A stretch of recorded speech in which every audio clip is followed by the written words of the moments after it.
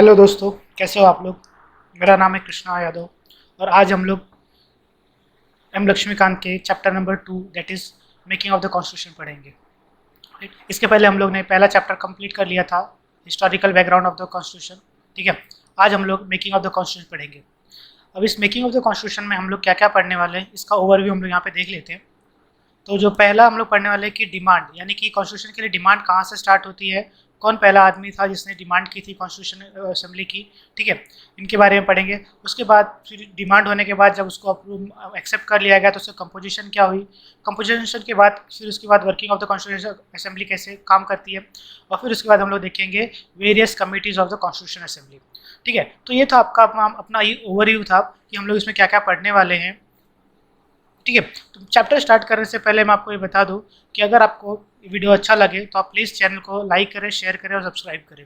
Right, subscribe करने से क्या होगा कि आपको जो भी पहला वीडियो आएगा उसके आगे वाला जो भी वीडियो आएगा उसका नोटिफिकेशन आपको सबसे पहले मिल जाएगा।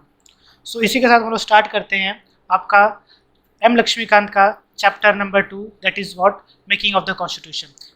ये जो चैप्टर है ये बहुत ही इंपॉर्टेंट चैप्टर है और ये एग्जाम के पॉइंट ऑफ व्यू से भी बहुत ज़्यादा इंपॉर्टेंट है, क्योंकि इसमें से कुछ फैक्चुअल क्वेश्चंस पूछे जाते हैं। राइट, तो हम लोग आगे देखेंगे कि वो फैक्चुअल क्वेश्चन कोई पूछे जाते हैं। साथ में हम लोग ये भी देखेंगे कि अभी लास्ट ईयर के जितने भी हमारे जो एग्जाम्स थे उसमें इस चैप्टर से कौन कौन से क्वेश्चन आए हुए हैं। राइट, तो इसमें जो क्वेश्चन बनते हैं वो यूपीएससी के लिए तो बनते ही बनते हैं, एमपीएससी, एनडीए और इनके लिए भी बहुत सारे फैक्चुअल डेटाज हैं जो यहाँ पे क्वेश्चन बनाते हैं।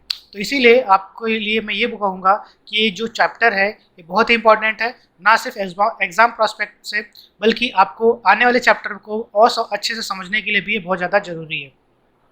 ठीक है, तो चलो स्टार्ट करते हैं हम लोग making of the constitution. Making of the constitution में जब सबसे पहले क्या हुआ था कि आपने लास्ट चैप्टर में हम लोग ने देखा था कि कैसे कैसे वहाँ पे एक्ट्स आए और बहुत सारे कानून में बदलाव हुआ और धीरे धीरे हम लोग को फ्रीडम की तरफ ले गए। ठीक है, अब हम लोग यहाँ पे देखेंगे कि पहले सबसे पहले डिमांड कैसे यहाँ पे आती है कॉन्स्टिट्यूशन की।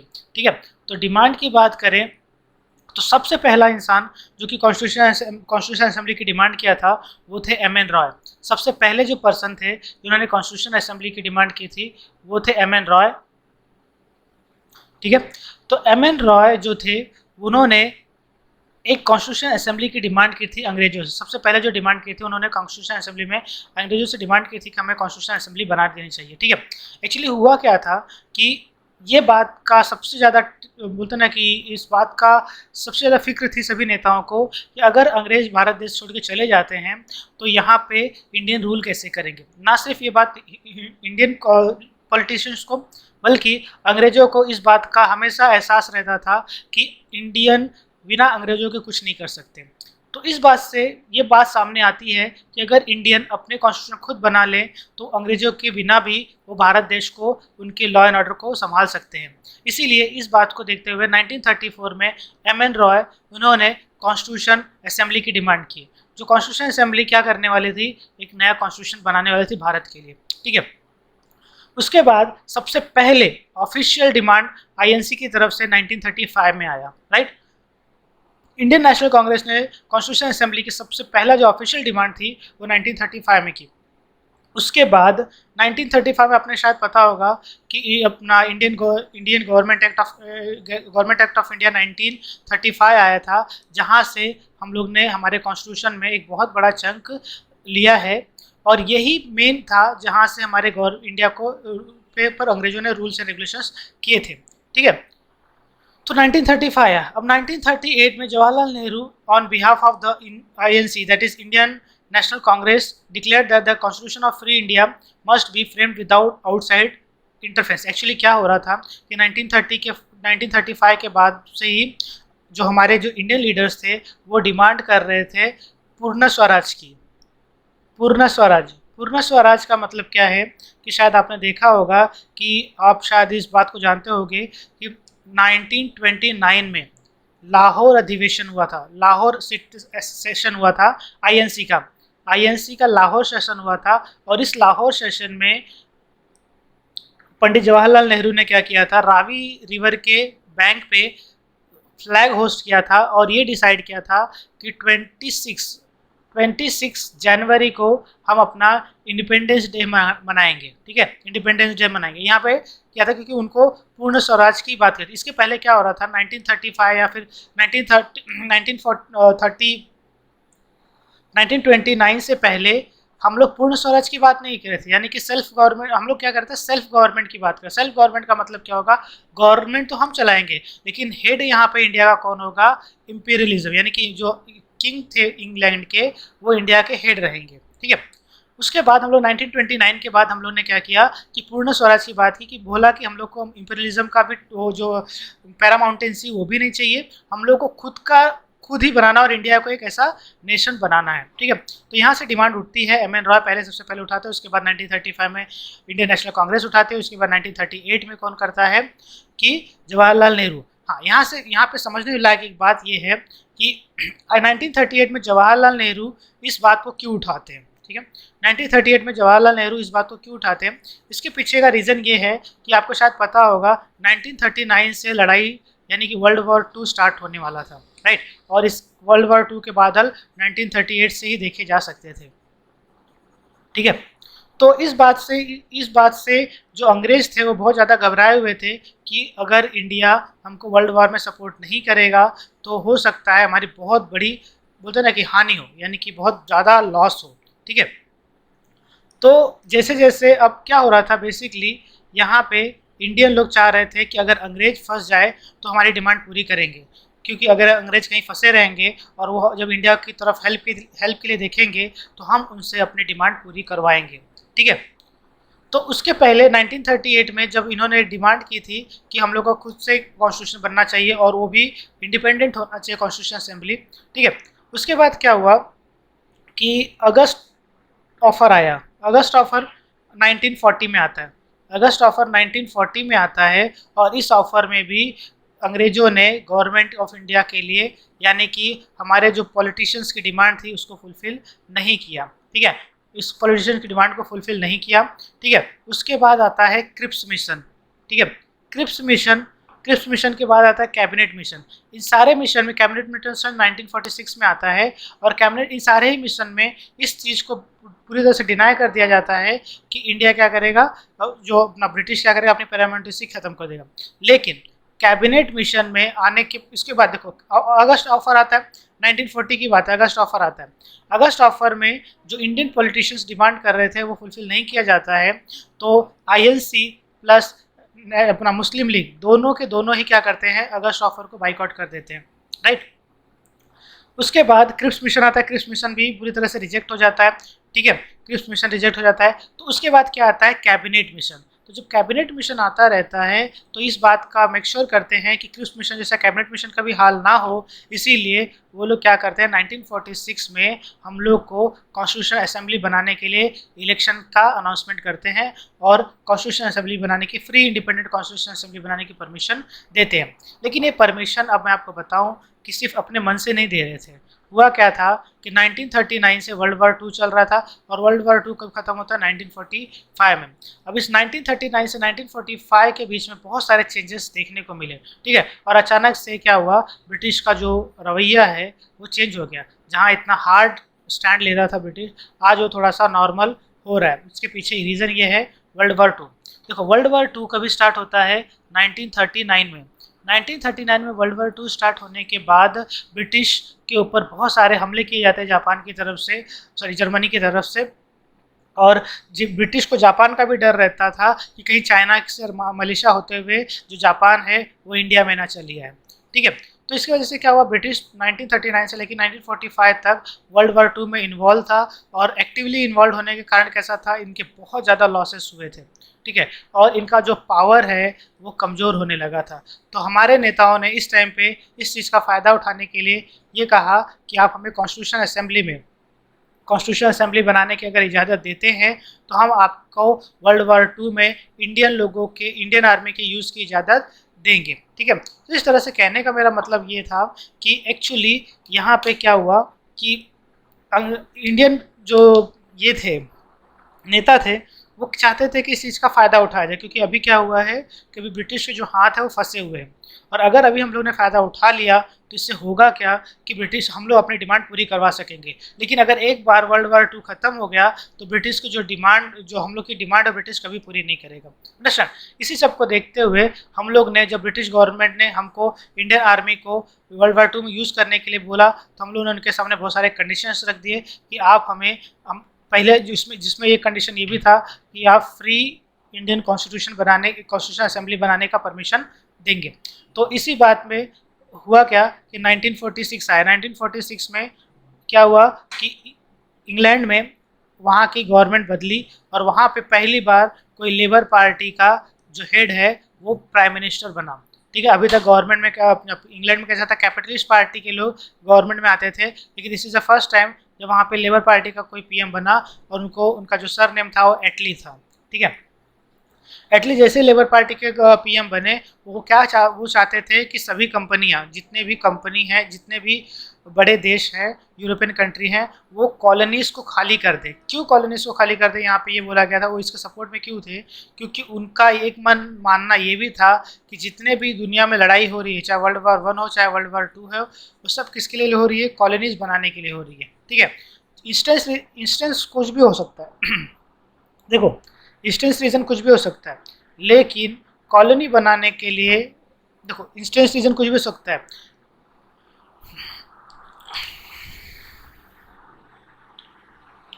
इंस्टेंस रीजन कुछ भी हो सकता है इसका, लेकिन पहले से लोग बहुत ज़्यादा अनसेटिस्फाइड थे इसमें। ठीक है, समझ में आ रहा है मैं क्या बोल रहा हूँ?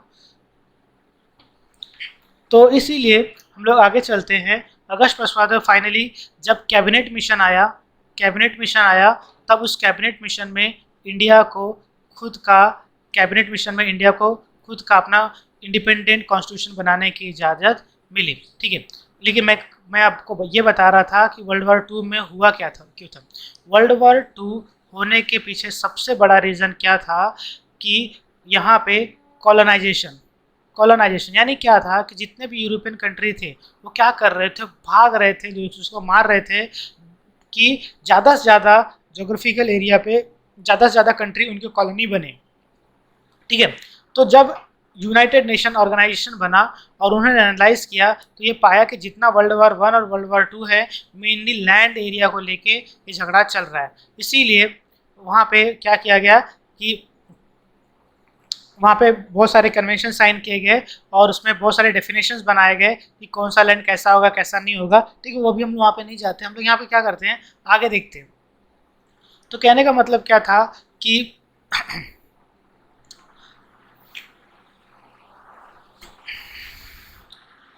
कहने का मतलब ये था कि कैबिनेट मिशन जो है वो आया, और उन्होंने हमारे इंडियन लीडर्स को कॉन्स्टिट्यूशन असेंबली बनाने की इजाज़त दे दी। ठीक है, आगे चलते हैं, यहाँ तक समझ में आ गया?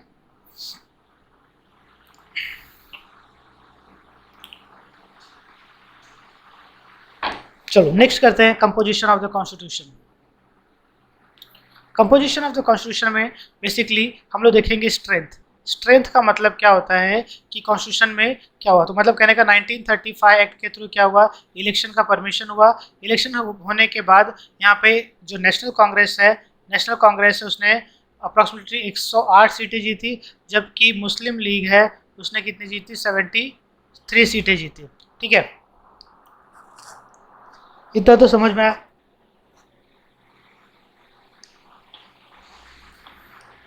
ठीक है, तो अब हुआ क्या, साथ ही साथ जैसे 1946 में एटली आया, उन्होंने अनाउंस किया कि हम लोग अंग्रेज क्या करेंगे, 3 जून से पहले पहले इंडिया छोड़ देंगे।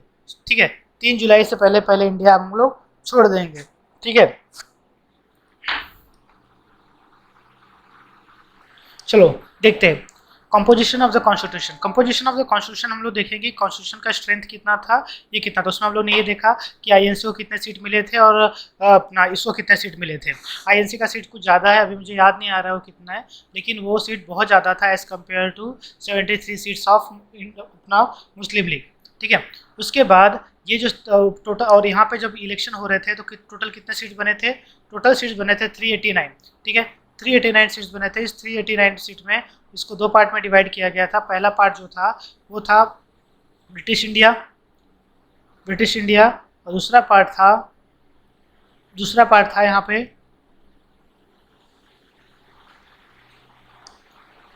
Princely state.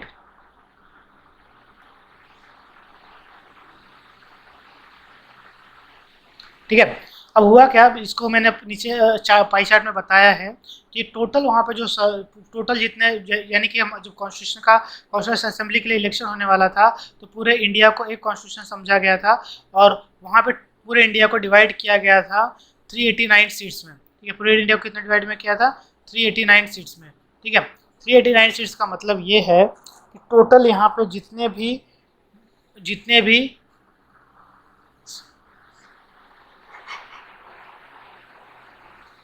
यहाँ पे भी लोग हैं, हर 10 लाख पर्सन के पीछे एक सीट को रिप्रेजेंट किया था, यानी कि हर 10 लाख को एक सीट रिप्रेजेंट करेगी।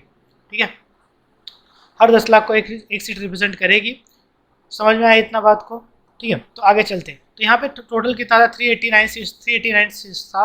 389 में से क्या हुआ कि जो ये है इसका भाई है, इसने 93 से प्रिंसली स्टेट को 93 सीट मिला और उसका ब्रिटिश इंडिया को कितना मिला, 296 सीट मिला। ठीक है, और जो अब आगे देखते हैं, जो ये 296 सीट्स है ये और भी दो पार्ट में डिवाइडेड है। एक पार्ट है आपका प्रोविंशियल लेजिस्लेचर, यानी कि जो वो एरिया जहाँ से गवर्नमेंट या गवर्नर डायरेक्टली इंस्ट्रक्शन देता था उसको बोलते हैं प्रोविंशियल, यानी कि 292 सीट्स। उसके बाद चीफ कमिश्नर प्रोविंस क्या था, कितना था, 4 था। चीफ कमिश्नर प्रोविंस का समझ लो आज का जो क्या है, आपको क्या बोलते हैं उसको, बीकानेर नहीं,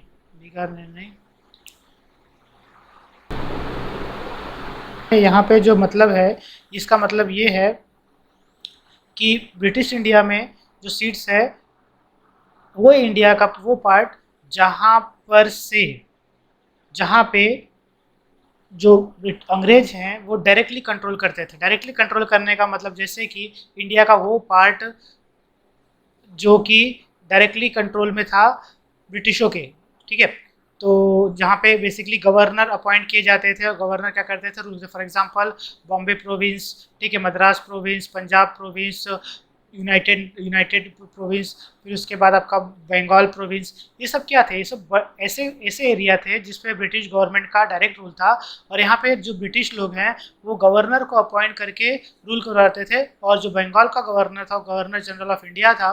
तो इस तरह से क्या कहने का मतलब ये है कि ऐसा एरिया जहाँ पे ब्रिटिशों ने डायरेक्टली रूल किया है उसमें 296 सीटें थी, और जो छोटे छोटे राज्य रजवाड़े हुआ करते थे जिनको प्रिंसली स्टेट कहा जाता था उनके पास 93 सीट्स थी। ठीक है, उसके बाद क्या हुआ, अभी 296 सीट्स में भी क्या होता है कि प्रोविंशियल लेजिस्लेचर, यानी कि ऐसे स्टेट जो प्रोविंस थे जहाँ पे गवर्नर हुआ करते थे, जैसे मुंबई, बंगाल, ठीक है, पंजाब, जो मैंने आपको बताया, उसके अलावा एक 4 ऐसे एरिया भी थे, ऐसे सीट्स ऐसे थे जो चीफ कमिश्नर प्रोविंस में आते थे। चीफ कमिश्नर प्रोविंस का मतलब ऐसा समझ लो आज का यूनियन टेरेटरीज, राइट।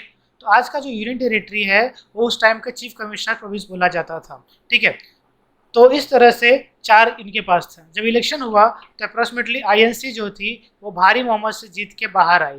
ठीक है, उसके साथ साथ एक और बात हुई, एक ये बात हुई कि जो ब्रिटेन के प्राइम मिनिस्टर थे एटली, उन्होंने अनाउंस किया कि अंग्रेज क्या करेंगे, अंग्रेज इंडिया को छोड़ के चले जाएंगे, इंडिया की गवर्नमेंट को, कॉन्स्टिट्यूशन असेंबली को इंडिया सौंप के फिर वापस अपने देश चले जाएंगे।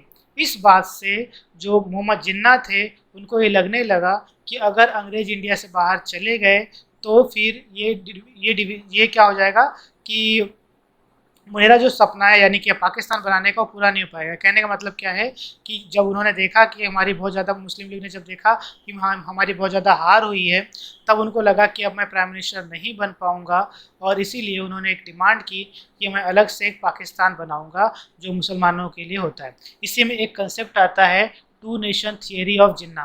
ठीक है, 2 नेशन थियरी ऑफ जिन्ना क्या बोलता है, 2 नेशन थियरी ऑफ जिन्ना में ये बोला जाता है कि जिन्ना का मानना ऐसा है कि जो दो दो रिलीजियस के डिफरेंट सेपरेट रिलीजियस के लोग एक साथ एक देश में नहीं रह सकते। ठीक है, दो सेपरेट रिलीजन के लोग एक साथ एक देश में नहीं रह सकते और हिंदू और मुसलमान एक देश में नहीं रह सकते, तो आप क्या करो कि मुसलमानों के लिए एक अलग देश बनाया जाए। ठीक है, तो आप स्ट्रेंथ याद रखना। स्ट्रेंथ कभी कभी पूछा जाता है कि प्रोविंशियल स्टेट के पास कितने सीट्स थे या फिर ब्रिटिश इंडिया के पास कितने सीट्स थे। ठीक है, और क्वेश्चन ये भी आता है कि उनके रिप्रेजेंटेटिव कैसा था। हाँ, तो मैंने जैसे आपको बताया कि यहाँ पे जो रिप्रेजेंटेशन था वो कुछ इस तरह से था कि पर 10 लाख पे एक पर्सन था। और मैंने आपको शायद ये भी बताया था जो यहाँ पे इलेक्शन हुए थे 1935 के बाद जो इलेक्शन हुए थे वहाँ पे 1935 के बाद जो इलेक्शन हुए थे वहाँ पे सभी लोगों को वोट कास्ट करने का राइट नहीं था। ठीक है, कुछ ही लोग जो कि अंग्रेजों के टच में रहते हैं या फिर उनको टैक्स देते हैं या फिर उनको किसी भी तरह से बेनिफिट देते हैं उनको ही वो वोट कास्ट करने का राइट था। और उसमें भी क्या था, सेपरेट इलेक्टोरेट था। सेपरेट इलेक्टोरेट मैं आगे बता रहा हूँ आपको। ठीक है,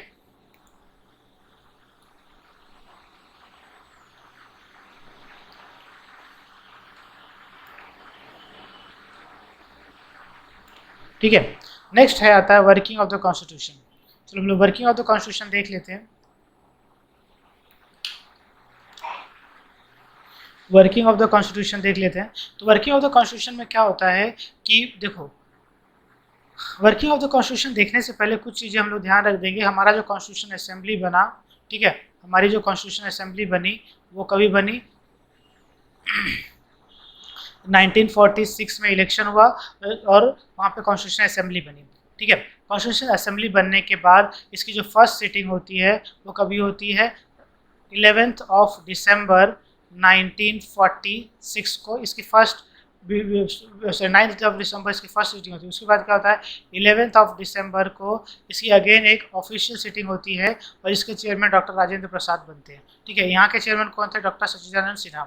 यानी कि जो अनऑफिशियल मीटिंग थी उसके जो चेयरमैन थे डॉक्टर सच्चिदानंद सिन्हा थे और जो ऑफिशियल सीटिंग 11 तारीख को बैठी उसके ऑफिशियल क्या थे, डॉक्टर राजेंद्र प्रसाद। ठीक है, अब यहाँ पे जो सबसे मेन कंसेप्ट आ रहा है ऑब्जेक्टिव रिजोल्यूशन। ठीक है, तो ऑब्जेक्टिव रिजोल्यूशन को 13 दिसंबर 1946 को यानी कि एग्जैक्टली 2 दिन के बाद 13 दिसंबर 1946 को ऑब्जेक्टिव रिजोल्यूशन को पास कर दिया गया। ठीक है, अब ऑब्जेक्टिव रिजोल्यूशन पास होने का मतलब एक बहुत बड़ी चीज़ है। ऑब्जेक्टिव रिजोल्यूशन पास नहीं कहने का मतलब है उसको प्रेजेंट किया गया। कहाँ पे, कॉन्स्टिट्यूशन असेंबली में। किसने प्रेजेंट किया था, जवाहरलाल नेहरू ने ऑब्जेक्टिव रिजोल्यूशन को पास किया। और आप देखोगे कि यही ऑब्जेक्टिव रिजोल्यूशन बाद में जाके क्या बनता है, प्रीएम्बल ऑफ द कॉन्स्टिट्यूशन। ठीक है, बाद में क्या बनता है, प्रीएम्बल ऑफ द कॉन्स्टिट्यूशन। आप खुद ही सोचो ना, ऑब्जेक्टिव रिजोल्यूशन पास कर रहे हैं तो ऑब्जेक्टिव रिजोल्यूशन के पास करने के पीछे रीजन ये था कि ये जो कॉन्स्टिट्यूशन बन रहा है पहला उसका ऑब्जेक्ट क्या होगा। यानी कि कॉन्स्टिट्यूशन हम लोग बनाते रहेंगे तो कोई ना कोई एक ऑब्जेक्ट होना चाहिए जिससे कि हम लोग डिफरेंट डायरेक्शन में जाके कॉन्स्टिट्यूशन को उस डायरेक्शन बनाएं जिस डायरेक्शन में वो बनाना चाहते थे। इसलिए ऑब्जेक्टिव रिजोल्यूशन को लाया गया। और ऑब्जेक्टिव रिजोल्यूशन कब आया, 13 दिसंबर 1946 को। किसने लाया, जवाहरलाल नेहरू ने लाया। और बाद में यही ऑब्जेक्टिव रिजोल्यूशन क्या बन जाता है, यही ऑब्जेक्टिव रिजोल्यूशन क्या बन जाएगा, आपका प्रीएम्बल ऑफ द कॉन्स्टिट्यूशन। और शायद आपको पता होगा कि पूरे कॉन्स्टिट्यूशन में आज भी सुप्रीम कोर्ट और हाई कोर्ट के लोग प्रीएम्बल को रिफ़र करते हैं जब वो किसी डिसीजन के लेने के लिए थोड़े से दुविधा में आ जाते हैं। तो वो क्या करते हैं, प्रीएम्बल को देखते हैं और ये फाइंड करने की कोशिश करते हैं कि बेसिकली इनका ऑब्जेक्टिव क्या था। तो जो कॉन्स्टिट्यूशन का ऑब्जेक्टिव होगा उसी के हिसाब से वो निर्णय देते थे। तो आज भी जो प्रीएम्बल है वो बहुत ही ज़्यादा रिलेवेंट है according to the supreme court, high court यानी जुडिशियल सिस्टम के अकॉर्डिंग। क्योंकि आज भी जुडिशियल सिस्टम क्या करती है, इन्हीं प्रीएम्बल्स को एक्सेस करके अपने यहाँ पे वो लॉ एंड ऑर्डर को मेंटेन करवाती है। ठीक है, चलो ऑब्जेक्टिव रिजोल्यूशन किसने लाया था समझ में आ गया। ठीक है, ऑब्जेक्टिव रिजोल्यूशन लाने के पीछे मकसद क्या था ये भी आपको समझ में आ गया। ठीक है, यहाँ पे लिखा है अब जब ऑब्जेक्टिव रिजोल्यूशन लाया गया तो उसमें कुछ बातें लिखी थी। क्या लिखा था, India is an independent sovereign Republic. India क्या है, इंडिया क्या है, इंडिपेंडेंट सोवरेन रिपब्लिक है। ठीक है, उसमें ये साफ साफ लिखा था इंडिया कैसा है, एक इंडिपेंडेंट है, सोवरेन है और रिपब्लिक है। ठीक है, ये कहाँ पे लिखा हुआ था, ऑब्जेक्टिव रिजोल्यूशन में लिखा हुआ था। यानी कि ऑब्जेक्टिव रिजोल्यूशन में ये बताने की कोशिश की जा रही है कि आने वाले टाइम में जो भी कॉन्स्टिट्यूशन बनेगा उसमें इंडिया एक सोवरेन कंट्री होगी, वो किसी और के ऊपर डिपेंड नहीं करेगी। ठीक है, ठीक है, उसके बाद क्या बोला है कि इसके यहाँ पे लिखा drawn up for her future governance constituted. ठीक है, तो क्या यहाँ पे ज़्यादा इंपॉर्टेंट नहीं, उसके constitute in the territories that now comprises British India, Indian state territory as well as other territory. देखो यहाँ पे तो जो लिखा है उसको बोलते हैं other territory can join India and India shall be union of state. हाँ, यहाँ पे ध्यान से समझो, मैंने अभी लास्ट स्टेशन आपको बताया India shall be union of state, ये किसने बोला था, तो ये यहाँ पे है थी कि इंडिया का कौन सा पार्ट पाकिस्तान बनेगा, ठीक है। लेकिन वो इस बात से गारंटीड रखते थे कि इंडिया इंडिपेंडेंट यानी फ्रीडम होने वाला, फ्री होने वाला है, आज अंग्रेजों के जाल से मुक्त हो जाएगा। तो इसीलिए उन्होंने पहला जो वर्ड लिखा वो इंडिपेंडेंट सोवरेन रिपब्लिक बनेगा, ऐसा लिखा। उसके बाद उन्होंने क्या बोला कि यहाँ पे जो भी टेरिटरी, ऐसी कोई टेरिटरी जो अभी इंडिया का पार्ट है, ठीक है, या तो इंडिया का पार्ट है या तो इन फ्यूचर वो इंडिया का पार्ट बनना चाहती है, ऐसी कोई जोग्राफिकल टेरिटरी यहाँ पे लिखा जाए, territory that now comprises British India, Indian state territory, Indian state territory, Indian state territory as well as other territory can join India। ठीक है, कहने का मतलब क्या है कि यहाँ पे जो टेरिटरी की बात की जा रही है, ये जो टेरिटरी की बात की जाए इसलिए की जा रही है क्योंकि इंडिया और पाकिस्तान का बंटवारा होने वाला था और कुछ ज़मीनें क्या होने वाली थी, हमारी पाकिस्तान के पास जाने वाली थी। और दूसरी चीज़ कैसा था, प्रिंसली स्टेट को ऑप्शन दिया गया था वो इंडिया और पाकिस्तान में रह सकती है। इन्हीं सब चीज़ों को देखते हुए ये जो लॉ है ये लाया गया और ये बोला गया कि वो इंडिया, ठीक है, India and India shall be union of state, यानी कि इंडिया जो होगा वो यूनियन ऑफ स्टेट होगा। ठीक है, all power and authority of the Indian divert from the people, this is a very important. ये कहाँ पे लिखा हुआ है, ऑब्जेक्टिव रिजोल्यूशन में जब लिखा हुआ था कि हम लोग क्या करेंगे, जितने भी पावर हैं वो डेरिवेट करेंगे कहाँ से, पीपल ऑफ द इंडिया। तो पीपल ऑफ द इंडिया का डेरिवेट करेंगे तो मतलब क्या होगा, वहाँ पे डेमोक्रेसी होगा, ठीक है, यहाँ पे रिपब्लिक होगा, ठीक है। तो कहने का मतलब रिपब्लिक हो ना हो, डेमोक्रेसी तो पक्का होगा, तभी वो अपने मन से डिसाइड कर सकता है कि उसे क्या करना है, ठीक है। तो यही बोला गया यहाँ पे कि all power and authority of Indian derived from the people, ठीक है।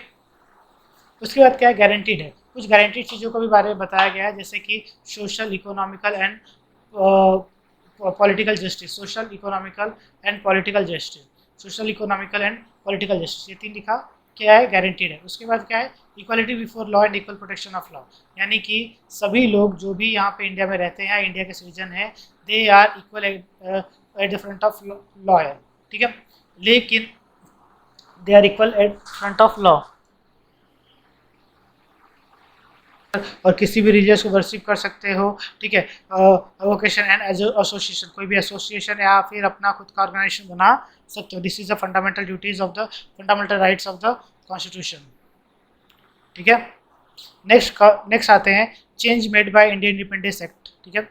चेंज जो था वो कौन कौन से ऐसे चेंज थे जो इंडियन इंडिपेंडेंस एक्ट आने से चेंज हुआ, ठीक है। अभी तक तो हम लोग जो बात कर रहे थे वो क्या बात कर रहे थे, इंडिया को आज़ादी मिलने से पहले 1946 की बात कर रहे थे, लेकिन 15 अगस्त 1947 को जब हमको आज़ादी मिल गई तो उसमें जो कॉन्स्टिट्यूशन असेंबली थी उसमें कुछ चेंजेस आए।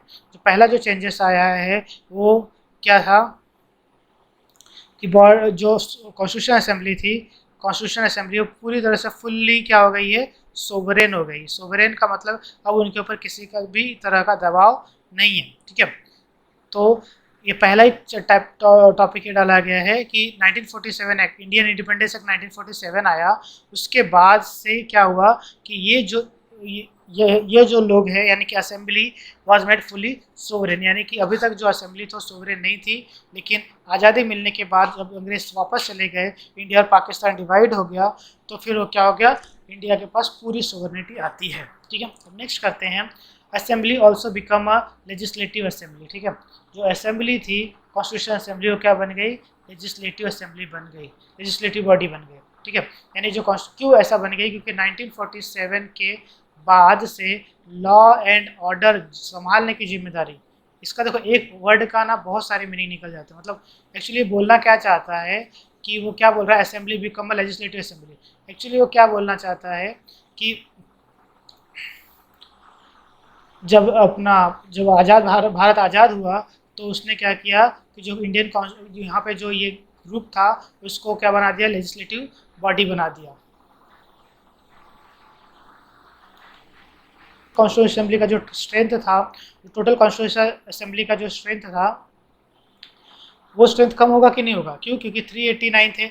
अब 389 पे सपोज करो 93 ये थे और 296 आप लोग थे, ठीक है। तो 296 में से कुछ यहाँ से लोग निकलेंगे और पाकिस्तान बनाएंगे, और कुछ यहाँ से लोग निकलेंगे और पाकिस्तान बनाएंगे, और ऐसा करके क्या होगा कि जब पाकिस्तान बनेगा तो इसका जो स्ट्रेंथ है वो कम हो जाएगा। ऐसे ही कुछ हुआ। आप देखोगे कि 389 सीट्स में से अब इंडिया के पास कितने बचे? 299 सीट्स ही बच पाए, ठीक है। 389 सीट्स में से इंडिया के पास अब कितने बचे? 299 सीट्स ही बच पाए, और बाकी कौन लेके चला गया? The strength of the Indian provision formally British province was reduced from 296 to 229, ठीक है। उसके बाद क्या है? Princely states from 1973 to 70 commonwealth का मेंबरशिप एक्सेप्ट कर लिया, ठीक है। और आपको शायद पता होगा कॉमनवेल्थ कंट्रीज कौन सी होती हैं। कॉमनवेल्थ कंट्रीज वो कंट्रीज होती हैं जिन पर कभी ना कभी ब्रिटिश ने जिस कंट्री को अपने यहाँ पे कॉलोनी बनाया था उसको बोलते हैं कॉमनवेल्थ कंट्रीज, ठीक है। यानी कि कभी ना कभी वो कंट्री ब्रिटिश गवर्नमेंट की कॉलोनी थी, और उसी के ऐसे कंट्री के ग्रुप को क्या बोला जाता है? Commonwealth country. अब क्वेश्चन ये उठता है कि अभी अभी तो इंडिया क्या हुआ? इंग्लैंड से आज़ाद हुआ, यानी ब्रिटिश से गवर्नमेंट रूल से आज़ाद हुआ, फिर उनके बनाए हुए ऐसे कॉमनवेल्थ कंट्रीज़ के जो ग्रुप है इसमें वो पार्टिसिपेट क्यों करते हैं? तो कुछ लोगों ने तो क्रिटिसाइज़ ये भी किया कि जो इंडिया है अभी भी आज़ाद नहीं हुआ है, वो खाली फिजिकली आज़ाद हो गया, मेंटली अभी भी उसको लगता है कि वो अंग्रेजों का गुलाम है, ठीक है। तो इस पर जो जवाहरलाल नेहरू है उन्होंने एक अपना स्टेटमेंट दिया था कि इंडिया कॉमनवेल्थ कंट्री का अगर मेंबर बनता है तो इसका मतलब ये नहीं है कि इंडिया गुलाम है। इंडिया ने अपनी मर्जी से अपनी सोवरेनिटी का यूज़ करते हुए और अपने डिसीजन की वजह से कॉमनवेल्थ कंट्री में पार्टिसिपेट किया है, और इंडिया जब चाहेगा कॉमनवेल्थ कंट्री से क्या हो जाएगा? बाहर आ जाएगा। तो ये जो राइट्स दिए गए हैं, ये राइट्स का इस्तेमाल अब इंडिया कर रहा है, इसका मतलब इंडिया क्या है? सोवरेन है, और सोवरेन है तो इसका मतलब क्या है? इंडिया इंडिपेंडेंट है, ठीक है। तो ऐसा उन्होंने एक जवाब दिया था क्रिटिक्स को, ठीक है। उसके बाद क्या आया कि उन्होंने क्या किया, इसी कॉन्स्टिट्यूशन असेंबली ने क्या किया, एक अपना जो नेशनल फ्लैग होती है उसको 22 जुलाई 1947 को ही अडॉप्ट कर लिया। अब इसको याद रखने का तरीका कैसा है?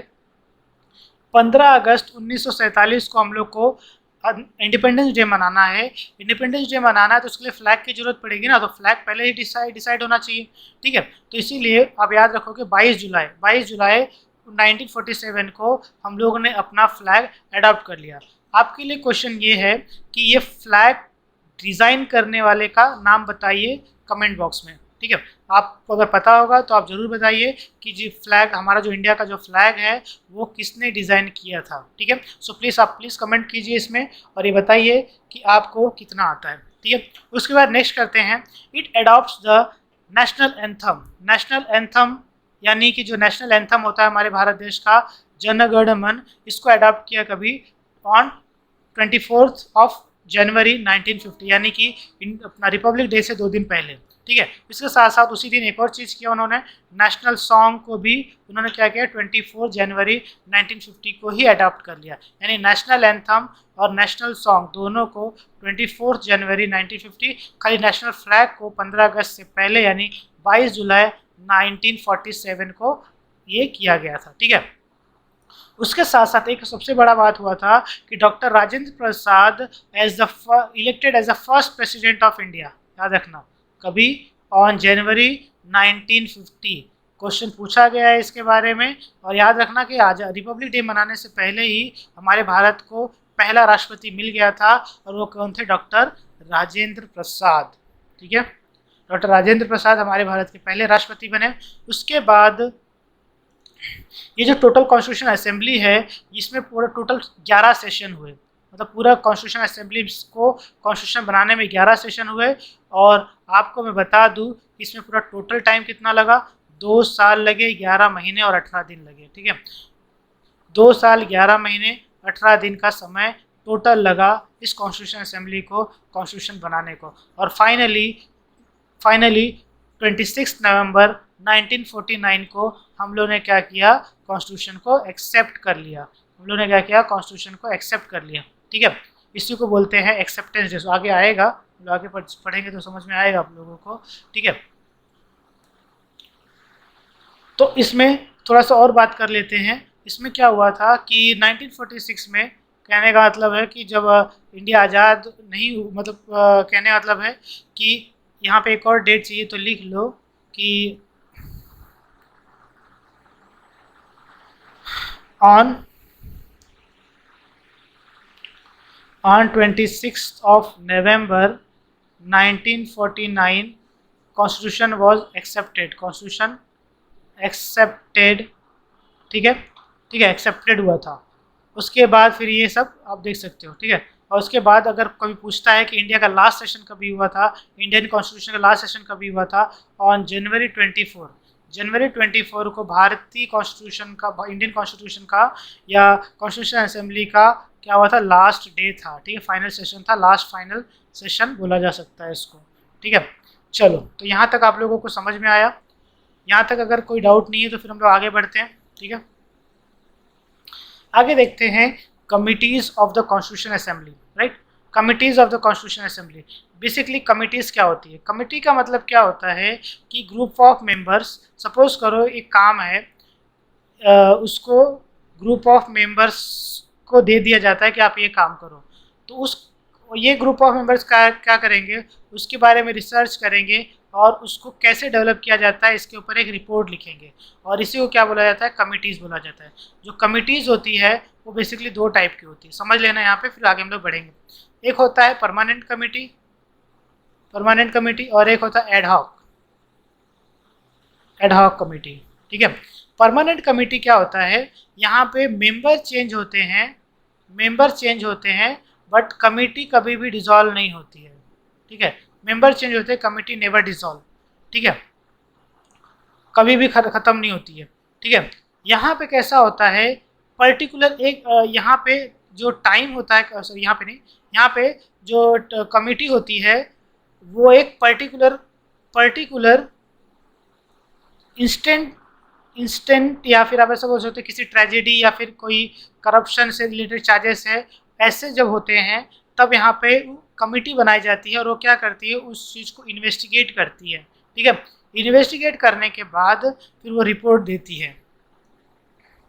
ठीक है, तो कमेटी में यहाँ जो हम लोग बात करेंगे ये परमानेंट कमेटी की बात करेंगे, जो कॉन्स्टिट्यूशन बनाने के से पहले ही कमिटीज़ बना दी गई थी। एडहॉक कमेटी और परमानेंट कमेटी में डिफरेंस क्या है कि परमानेंट कमेटी का कोई टाइम लिमिट नहीं है कि कितने साल तक चलेगी, ये पूरा कंटिन्यूसली चलेगी, जबकि इसका टाइम लिमिट होता है जब भी टास्क कंप्लीट हो जाएगा और उसका रिपोर्ट मिल जाएगा, ये कमेटी को क्या किया जाता है, डिसॉल्व कर दिया जाता है। ठीक है, इसी को बोलते हैं डिफरेंस बिटवीन कमेटी। तो ऐसे हमारे पास कम्युनिटी थी, जो बहुत सारी कम्युनिटी थी, लेकिन उसको 3 कैटेगरी में डिवाइड किया गया, मेजर कमेटी, माइनर कमेटी और ड्राफ्टिंग कमेटी। ठीक है, मेजर कमेटी, माइनर कमेटी और ड्राफ्टिंग कमेटी। सबसे पहले हम लोग देखते हैं मेजर कमेटीज़। ठीक है, मेजर कमेटीज़ की बात करें तो आप देखोगे तो मेजर कमेटीज़ में ऐसी कमेटीज़ जिनका बहुत बड़ा रोल रहा कॉन्स्टिट्यूशन में, कॉन्स्टिट्यूशन असेंबली में कॉन्स्टिट्यूशन बनाने के लिए। ठीक है, तो उनको हम लोगों ने कैटेगराइज किया एज अ मेजर कमेटीज़। जैसे कि यहाँ पे यूनियन पावर कमेटी, देखो अब इसमें जो भी मेंबर होंगे, ठीक है, अब जो मेंबर होंगे बहुत सारे, लेकिन उसका कोई एक बड़ा हेड होता है ना, हर ग्रुप का एक बड़ा हेड होता है जिसको हम लोग क्या बोलते हैं, कमेटी का चेयरमैन बोलते हैं। तो इस कमेटी के जो चेयरमैन थे वो जवाहरलाल नेहरू थे। ठीक है, एक्चुअली इस कमेटी का काम क्या था कि ये डिसाइड करना कि जैसे इंडिया अब क्या है, डेमोक्रेटिक बन रहा है और क्वासी फेडरल बन रहा है, तो उसमें सेंटर होगा और स्टेट होगा, तो सेंटर और स्टेट के बीच में कैसा रिलेशन रहेगा, पावर का कितना डिस्ट्रीब्यूशन होगा, कितना पावर सेंटर के पास रहेगा, कितना पावर स्टेट के पास रहेगा, ये सारे डिस्कशंस कौन कर रहा था, यूनियन पावर कमेटी कर रही थी, और इसको जो चेयरमैन थे वो कौन थे, नेहरू जी थे।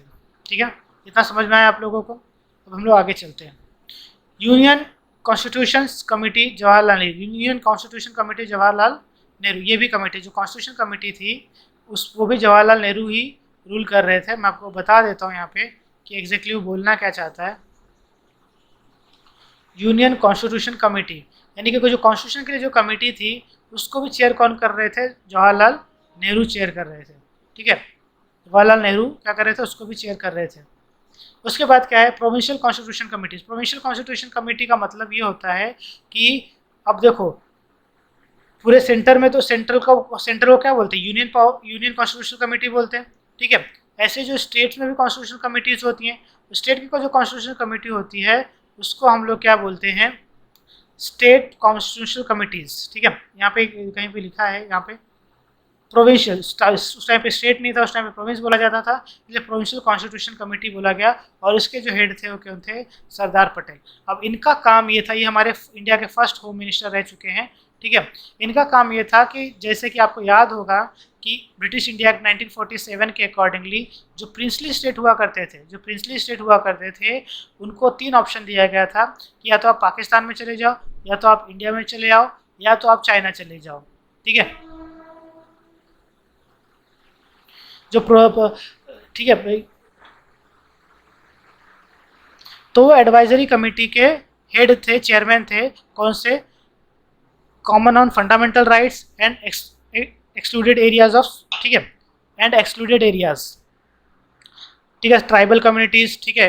और इन सब चीज़ों को देखने का काम किसको दिया गया था, सरदार पटेल। सरदार के पटेल के जिम्मे में दो पार्ट आए थे, 2 काम आया था। एक काम तो था कि उनको प्रोविंशियल कॉन्स्टिट्यूशन कमेटी भी भरना है, ठीक है। दूसरा पार्ट आया था कि advisory committee on fundamental rights पर उनको अपने एडवाइस देनी है, ठीक है। उसके बाद क्या है, rule of procedure committee, doctor Rajendra Prasad, ठीक है। Doctor Rajendra Prasad rule of procedure committee के हेड थे, ठीक है। स्टेट कमेटी का हेड कौन था, जवाहरलाल नेहरू। स्टेट कमेटी मतलब वो कमेटी जो कि निगोशिएशन कर रही थी। निगोशिएशन का इन द सेंस कैसा है, बहुत सारे लोग इंडिया में पार्टिसिपेट कर, मतलब इंडिया के में बुलाए जा रहे थे, लेकिन अब जो राजा एक बार बन गया है वो अपनी कुर्सी छोड़ने के लिए तैयार नहीं होता है ना। जैसे कि जो कोई राजा है, ठीक है, अब उसको आप बोलो नहीं आप अपने यहाँ पे क्या करो, डेमोक्रेसी लाओ और आप अपना पावर खत्म कर दो, तो क्या कोई ऐसा करेगा, कोई भी नहीं करेगा। क्यों कोई भी नहीं करेगा, क्योंकि अगर क्योंकि आप वहाँ के पावरफुल पर आप वहाँ पे पावरफुल थे और अचानक से डेमोक्रेसी आने से आपकी सारी पावर क्या हो जाएगी, ख़त्म हो जाएगी। तो इसीलिए इन सबको मनाने के लिए कि हाँ आप हमारे पास आओ, हम आपको इतनी फैसिलिटी देंगे, ये करेंगे, आप अपना जो किंग है, महल है वो बचा के रखना, और उसके हिसाब से हम लोग आपको प्रोटेक्शन देंगे। और शायद आप देखोगे जयपुर में बहुत सारे महल हैं जो अभी भी उनके लोगों के ही नाम पर हैं, ठीक है। चल, अब सिटिंग कमेटी डॉक्टर राजेंद्र प्रसाद, तो डॉक्टर राजेंद्र प्रसाद भी 2 बार आए हैं, अपना सरदार पटेल भी 2 बार आए हैं, और जवाहरलाल नेहरू तो 3 बार आए हैं, ठीक है। तो ये थी आपकी major committee of the constitution, ठीक है। हम लोग आगे चलते हैं, आगे हम लोग ये देखेंगे minor committee of the constitution, ठीक है, जिससे लोगों का क्या हो, लाइफ चेंज हो, या फिर आप बोल सकते हो कि एक बार लाइफ डेवलप हो, ठीक है। तो इसके जो हेड थे वो पट्टाभी सीतारामैया थे। इतना ज़्यादा इंपॉर्टेंट नहीं है, लेकिन 1-2 बार देखे रहोगे तो एटलीस्ट आपको याद रहेगा कि हाँ ये कहाँ के कैसे थे। अदरवाइज़ क्या होता है कि हम लोग पढ़ के तो जाते हैं, लेकिन एग्जाम में थोड़ा कंफ्यूज हो जाते हैं कि अरे ये होम कंट्री कमेटी था या क्रेडेंशियल कमेटी था। तो इसके लिए आप क्या करोगे, आप छोटे छोटे नोट्स या फिर ऐसा छोटा कुछ ऐसा बना लोगे जिससे कि आप उसको बाय हार्ट कर सको, ठीक है। वैसे तो 10-12 बार देख लोगे तो भी बाहर हो जाता है। उसके बाद एडहॉक कमेटी बनी थी, ठीक है, डॉक्टर राजेंद्र प्रसाद के उसके अंडर में, ठीक है। उसके बाद committee on the function of constituent assembly, ठीक है, जीवी मावलंकर उसके हेड थे। तो ये इतना ज़्यादा पूछता तो नहीं है, लेकिन फिर भी आप एक बार ज़रूर देख लेना कि वो कैसे ये करते हैं। अब ये कमिटीज़ क्या करती थी, कमिटीज़ ऑलरेडी जो भी उनको इन फ्यूचर, जैसे कॉन्स्टिट्यूशन असेंबली को इन फ्यूचर जो भी रिक्वायरमेंट है, जो आने वाली रिक्वायरमेंट है, उसको पहले ही फुलफिल करके रखते थे, जिससे क्या होता था कि उस टाइम पे इवेंट है। बहुत सारे कंट्री आप देखो रहोगे, बहुत सारे कंट्री में कॉन्स्टिट्यूशन बने, लेकिन वो फिर से एक्सेप्ट नहीं हो पाए, और अभी भी वैसी कंट्रीज़ स्ट्रगल कर रही है कॉन्स्टिट्यूशन के लिए। लेकिन हमारे लोगों द्वारा बनाया हुआ जो कॉन्स्टिट्यूशन है वो आज 70 साल 75 साल होने को आ गया, लेकिन अभी भी वो पूरी तरह से एप्लीकेबल है, ठीक है। सो इस तरह से आप समझ सकते हो कि इन लोगों का जो योगदान है हमारे कॉन्स्टिट्यूशन बनाने में वो कितना बड़ा है, और ये खुद कितने बड़े जीनियस थे जिन्होंने फ्यूचर को इतनी लंबी सोच रखी थी और उसके हिसाब से उन्होंने कॉन्स्टिट्यूशन बनाए थे, ठीक है। चलो, तो ड्राफ्टिंग कमेटी के जो चेयरमैन हैं वो थे डॉक्टर बाबा साहेब अम्बेडकर या भीमराव अम्बेडकर आप बोल सकते हैं, ठीक है। डॉक्टर भीमराव अम्बेडकर थे, ठीक है। उनके उनके जो मेंबर्स हुआ करते थे वो थे एन गोपाला स्वामी अयंगार, ठीक है। एक एन गोपाला स्वामी अयंगार थे और एक अल्लादी कृष्णा स्वामी अय्यर थे, ठीक है। तो अयंगार और अय्यर थे, ठीक है। उसके बाद क्या थे, डॉक्टर के एम मुंशी, उसके बाद सैयद मोहम्मद सलाहुल्लाह, ठीक है। उसके बाद क्या है, एन माधव राव, ठीक है। जो एन माधव राव थे ये पहले ओरिजिनल मेंबर नहीं थे, लेकिन ओरिजिनल मेंबर कौन थे, बी एल मित्तल। लेकिन बी एल मित्तल की जो हेल्थ है वो ख़राब होने लगी, तो उनकी जगह पे एन माधव राव को बिठाया गया, ठीक है। उसके बाद T T Krishnamachari, T T Krishnamachari भी ओरिजिनल नहीं थे, he was replaced by he was replaced he replaced DP Khaitan, DP Khaitan साहब की डेथ हो गई थी, तो उनके जगह पे टी टी कृष्णामाचारी को रिप्लेस किया गया था, ठीक है। उसके बाद क्या है, इस कमेटी का जो सबसे पहला ड्राफ्ट पब्लिश होता है वो 1948 में पब्लिश होता है, ठीक है। और उसके बाद सेकेंड ड्राफ्ट पब्लिश अराउंड 1948, यानी कि पहला जो ड्राफ्ट होता है 9 फरवरी 1948 को, और जो दूसरा ड्राफ्ट सेकेंड ड्राफ्ट होता है वो 1949 को। आगे हम लोग उसको देखेंगे क्या है। अब देखो, ड्राफ्टिंग कमेटी का काम क्या था।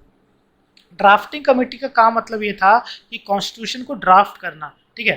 क्या होता था, कॉन्स्टिट्यूशन को अब डायरेक्टली तो लिखना स्टार्ट नहीं करते थे, उसको एक एक करके ऐसा ड्राफ्ट किया जाता था, और एक जो चीज़ है एक्सेप्ट कर ली गई तो उसको रख लिया जाता था, फिर दूसरी चीज़ों के बारे में डिस्कस किया जाता था, तो इसको ड्राफ्ट किया जाता था। और ड्राफ्ट करने के बाद, जैसे ड्राफ्ट करने के मतलब ओवरऑल एक रिटर्न लिखने के बाद, उसके बाद क्या कहता था, इसकी रीडिंग की जाती थी। रीडिंग में बोला जाता था first reading, second reading, third reading, ठीक है। फर्स्ट रीडिंग आगे हम लोग उसको देखेंगे, first reading, second reading, third reading क्या है, ठीक है।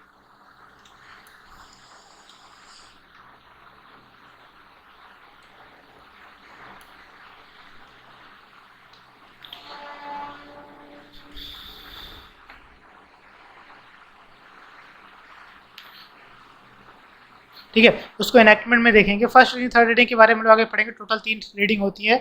उसके बाद ये जो ड्राफ्ट कमेटी ने जो ड्राफ्ट बनाया था, वही ड्राफ्ट क्या बन जाता है, कॉन्स्टिट्यूशन बन जाता है। यानी कि कॉन्स्टिट्यूशन बनने से पहले वो क्या था, एक ड्राफ्ट था, और उसको किसने बनाया था, ड्राफ्टिंग कमेटी ने बनाया था, ठीक है। वही ड्राफ्ट जो बाद में सबके द्वारा एक्सेप्ट कर लिया जाता है, सब लोग उसको एक्सेप्ट कर लेते हैं, तो फिर वो क्या बन जाता है, कॉन्स्टिट्यूशन ऑफ इंडिया, ठीक है।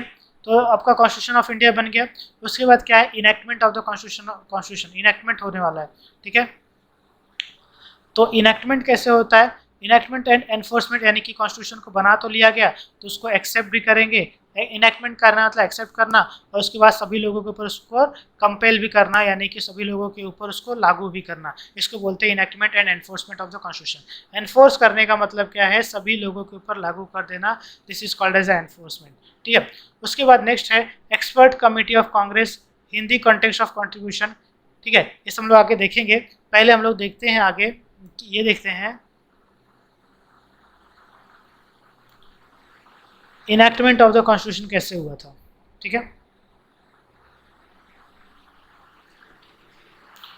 तो इनैक्टमेंट ऑफ द कॉन्स्टिट्यूशन कुछ इस तरह से हुआ था कि मैंने बोला कि ड्राफ्ट बनाया गया, और जो पहला ड्राफ्ट बनाया गया था,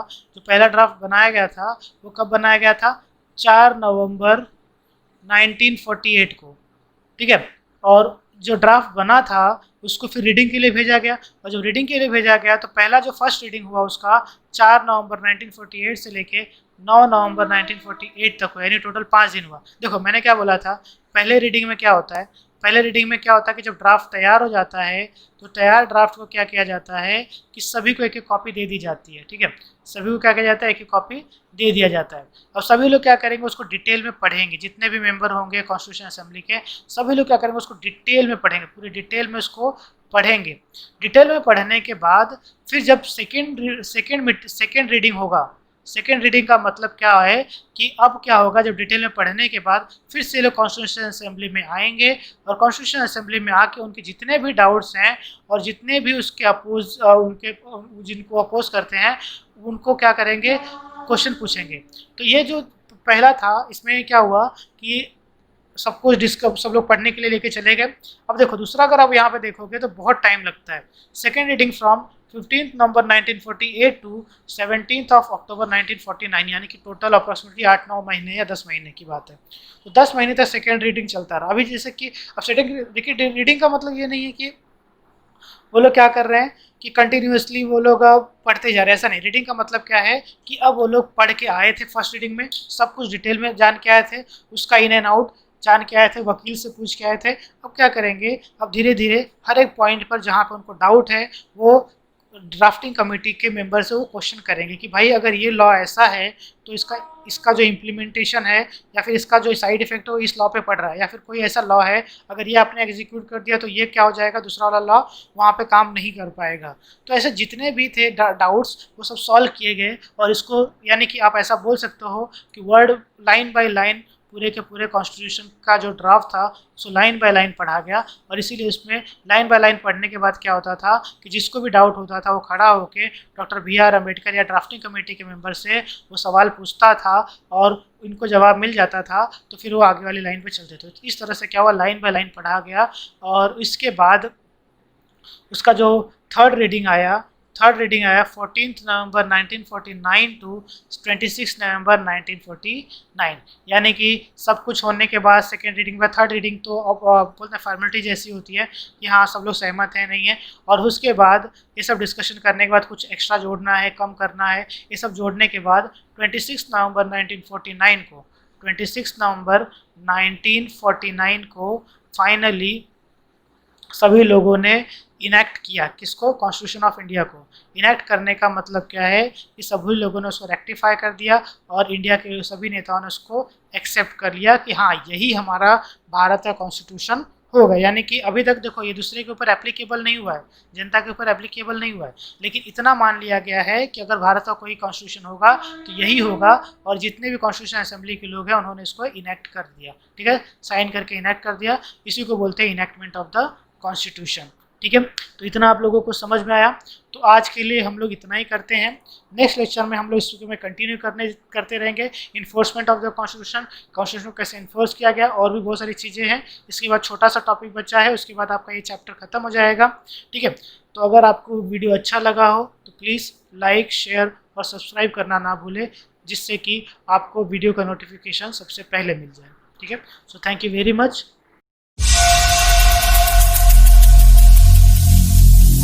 Every single day